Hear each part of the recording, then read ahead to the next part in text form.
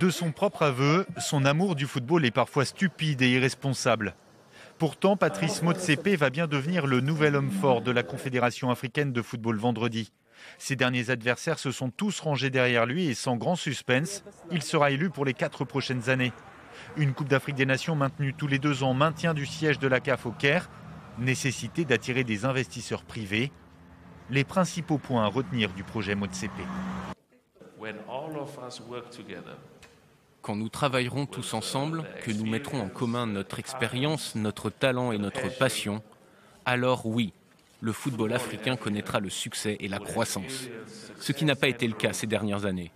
Mais ce projet implique chacun de nous.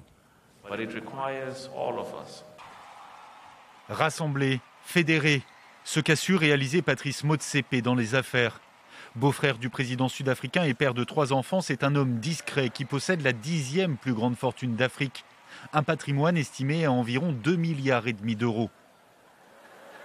Né dans le township de Soweto, le self-made man de 59 ans incarne l'élite noire sud-africaine qui a prospéré après l'apartheid. Fils de commerçant, il suit des études de droit et devient à la fin de la ségrégation le premier associé noir dans un cabinet d'avocats en Afrique du Sud. À la fin des années 90, il achète plusieurs mines d'or à bon prix et en profite pour s'offrir en 2004 un club de foot, les Mamelodi Sundowns.